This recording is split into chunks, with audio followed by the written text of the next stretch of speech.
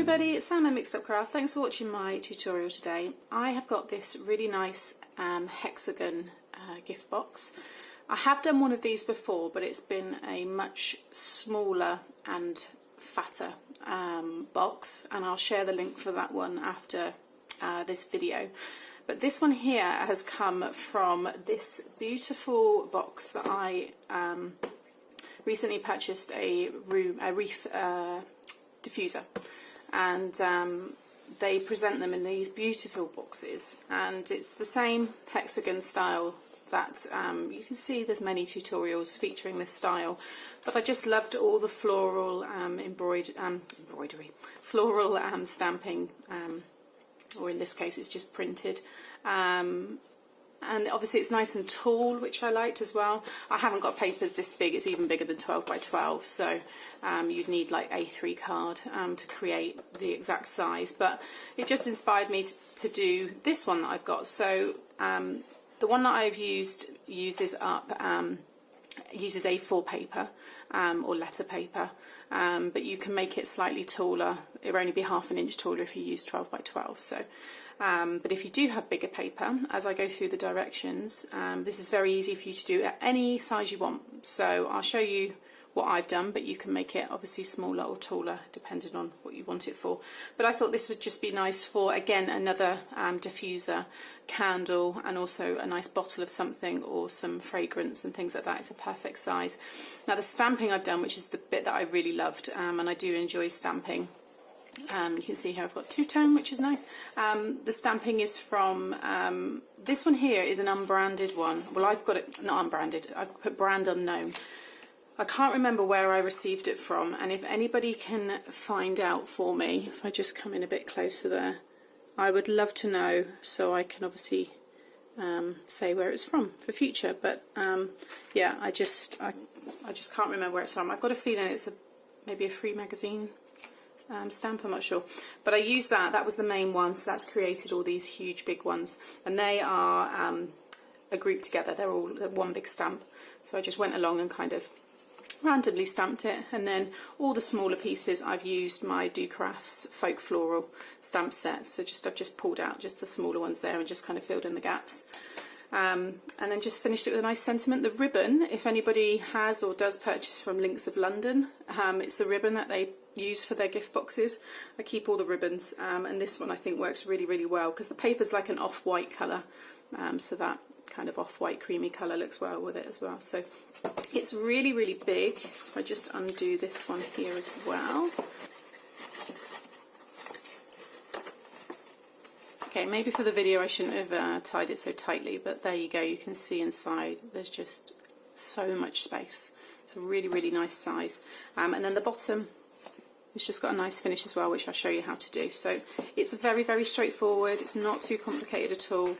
I'll fiddle about with that in a minute, but there you go. It's a really, really beautiful box. So you are going to need any floral stamps that you have, and I've obviously done a monochrome black and white theme. That's what I wanted, and I need 2 of these, so that's why I'm doing exactly the same for the video tutorial. Sentiment of your choice. This one is just Love Life, which is an old Stamping Up stamp set. I'll put the name in my blog. And then 2 pieces of card. So it's entirely up to you. If you want to have the same colour all the way around, you don't have to have 2 different ones, but I just thought that block kind of monochrome looked really nice. So you need 2 pieces of 6.5 by whatever the full length is of the card you're using. So mine is the UK A4, which comes in at 11 5/8 of an inch. If you're in the US, Canada, places like that, yours would be 11, that's fine. And if it's 12, because you're using 12 by 12 cardstock, then that's fine as well. And also if you're using even bigger, you can. So what I'm going to say is the longest length can be anything you want, okay? So I'm going to do my scoring on this black piece so you can see it in the screen there. But what you want to do is whatever colour you have, this is just the stamping, so you can see it without that sentiment on top. And there's no kind of set pattern. I just stamped it completely randomly. And I also used a black gel pen just to kind of doodle little bits there as well. I could probably put something more there actually, seeing that space. But don't be afraid to grab your pen and do some little bits as well yourself. If you ever think, oh, I've got gaps and I can't fill them in, just doodle them, looks good. So scoring, this scoring here along the 6.5 will be the same no matter what length card you're using, okay? So first of all, you want to score at 2, 4 and 6, and then along your longest length you want to score at 2 on the left hand side, and then just rotate so that because I don't want to, for me using the 5, 11 and 5/8 of an inch card, I'm then scoring, I'm not going to do it that way, I'm going to do, you just flip it basically and do another 2 inches. Now the reason why I'm not saying the exact, I mean mine is here is at 9 and 5/8, so it gives a 2 inch base, but I don't want to say do 9 and 5/8 if you're using 11, then that will be wrong. If you're using 12, then that would be wrong. So the easiest way to do it is just along that longest piece, is you just do 2 inches at one end and then rotate the card and do another 2 inches at the other end. Okay, so regardless of what length card you've got, you just want to have a 2 inch score line at each end of your card.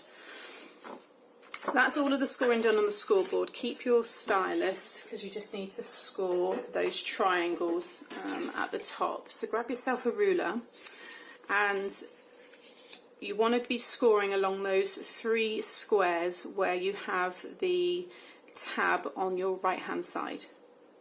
Okay, so my tab's here on the right hand side, so I'm going to be scoring in these triangles here. So I'm just going to turn the card upside down, and then just lie your ruler down so it starts from the first square, not the tab, and you should see there that each one is 2 inches. So 1, 2, 1, 2, 1, 2. What you want to do is just get your stylus and just put a little notch at halfway. So in the first square it's going to notch at 1 inch, the second square you're going to notch at 3 inches, and then the last square you're going to notch at 5 inches. Okay? And then you want to get your ruler and you just want to join up each corner, bottom corner of those 3 squares to the little notch that you just made. So I'll start in the bottom one here on the bottom left hand side, line it up with that little notch that you've made, and then just score a line there, and then rotate that one again, line it up and just score, and just do that for those 3 other squares. Now all that scoring you want to repeat for your second piece of card. It's exactly the same. So like I said, if you want to have a shorter, decide what it is you want it for, you might have a smaller candle, then your length will be different, but you will still have a 2 inch score line at both ends of the card. So this is the top with the triangles, whatever length you want it to be, but make sure you've got room then to be able to have your 2 inch base. Okay, so that's the 2 done. So now obviously I've already prepared that one, so all we need to do now is burnish all of our edges. Okay, so grab yourself some scissors. Left my other ones the other side. That should be okay, they're a bit sticky actually, I need to clean them. Okay, so with the triangle score lines at the top, go to the bottom and you just want to cut up the first score line along those 3 lines. And then the last one here where you have that little tab, just cut it up to that first score line, and then just cut that one out and just slightly cut it at an angle there, like a little wedge. Okay, so you can see there, you just cut them up. You don't need to shear anything off the edges or anything like that, just easy, just straight cutting on those ones. And then again with this one here, exactly the same. And again that last piece, just a little notch on the end there, so again you can see. Okay, so what we're going to do now is stick it together. So just grab some double-sided tape or some fuse, and I'm going to start with my black piece of card. And again you just want to stick it along the other tab on this one. So we'll stick this side, these 2 sides together first. Okay, so you just want to line up, make sure you get all the score lines lined up together. So I'm going to use this score line here as my kind of marker so I know that it's all in place. Get that stuck first, and then you can work your way down like so. Okay. And then you want to, what we'll do now actually is, before we stick that bit, is just kind of pinch all the score lines along these triangles. So just starting with this one here, just fold it down, and then the next one, pinch that one down. And as you pinch that one down, push this piece in and bring that one over. So you see there, you start to create the shape that it's all going to form once it's together. Just on that, where you've joined it together, just spend a bit of time just making sure that that one is nicely creased, because obviously it's got the join there.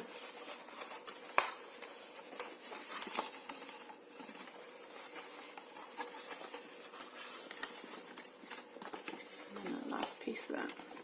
Okay, so that's what you should have now. So what I would say, because I done mine when it was together, and although it was easy to do, I think it might be a bit easier to explain it on the video this way, is grab yourself hole punch. If you don't have a hole punch, maybe this is the time to use a pin pad, and you can make a hole with your pokey tool. But you really do need a hole punch for this, just to have a nicer finish. So basically what you want to be doing is on every piece where it's, no, you do need to do it, it's not right to do it this way, so it's fine, I'm still doing it while it's flat. Grab this, and basically you don't want to be putting your hole punch within the triangle piece. So you can see all the triangles here, they're the bits that are on the show here. So you want to be doing those holes on these side panels, these half triangles. So if you just kind of, it doesn't really matter where you want to put it, but you can see how far down there I've gone in, probably 1/4 of an inch. And you just want to make sure it's quite close up, not right on it, but quite close up to the actual, obviously, score line there. And you just want to go along, and obviously, just, if you want to measure and put a little pencil mark each time, I'm just going to eyeball mine. And just go through there.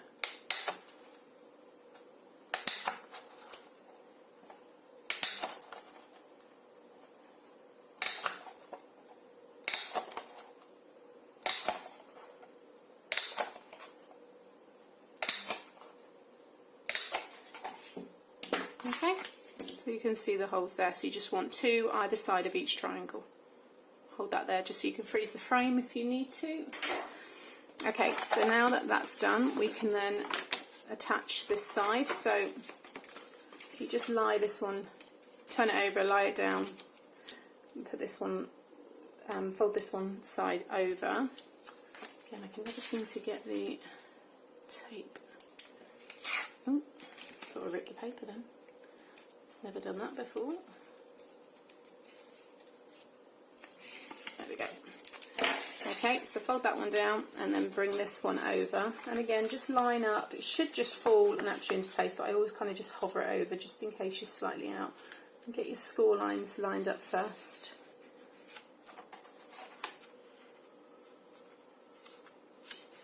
Like so. Okay, so that is now it all coming together. Now you need to secure the bottom first. So this is my front 3, so this panel here is the very front. So that one there I'm going to stick down last, and then the one opposite is going to be this one stuck down last as well. Okay, this is just my preference. You can do what you like, but that's how I do it. So then just choose, I'll say I'm going to choose this left hand side one now. So I'm going to just fold those 2 out as well. So I've got this left hand side, and then I've got the bottom right hand side to this one here. Basically you're going to bring those across to each other, okay, and we're going to stick them together. Now what I would say here is use some wet glue, or in my case I'm going to use Pritt stick. I wouldn't use like a red tape or something, because you will need to kind of move it around a little bit just until you're happy. So let me just do this one first to show you. So I'm just going to put a little bit of glue on the end, probably about 1/2 inch coverage of that last edge there of it. And I'm just going to pop that together. And what you want to do when you're sticking it is make sure you line up both sides. I'll just get this one done and then I can show you on the screen.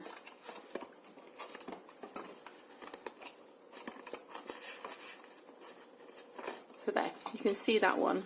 Oh, come on, stuck. This is why you want to use the wet glue though, because you do need to be moving it a little bit. So like I said, it's about 1/2 inch. That's what you want to cover. And then, so that's my front one still. So then these two will come across, and then you want to make sure they line up. And by making sure they're lined up, you know you're getting that exact hexagon shape. So again, I'm just going to put some glue, about 1/2 inch. You don't want to do any more than that, because that's about how much you need to stick down to get that nice shape.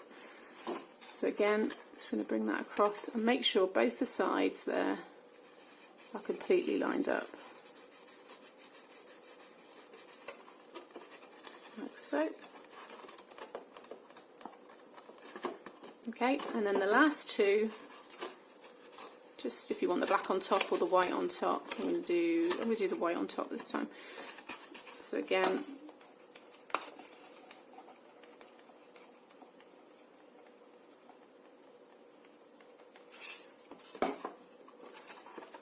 and then just stick that down.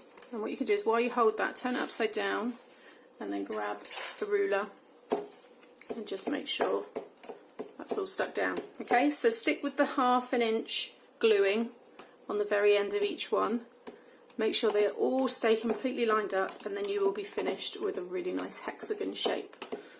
Otherwise, if you pull one side in too much, it'll just be all over the place, and you'll notice, because you won't be able to close it anyway. So just show you now. So there you go, you can see you've got a really nice finish on the bottom there.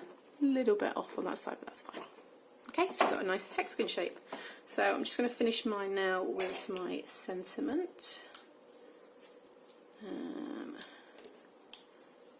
That one I'm just going to stand up so I can see.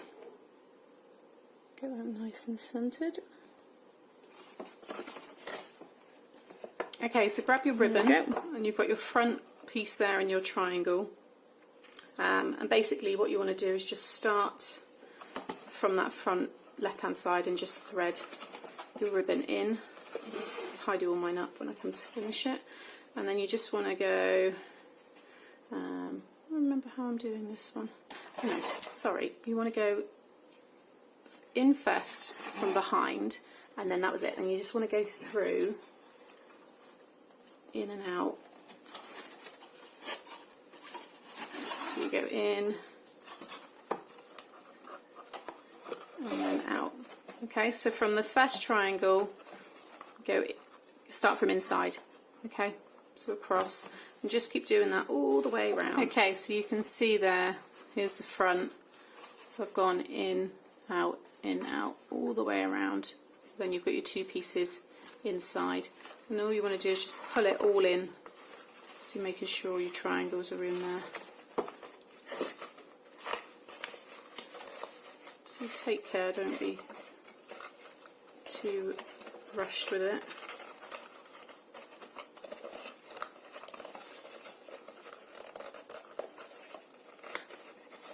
Until you get a nice finish, and then just finish it off with a little bow.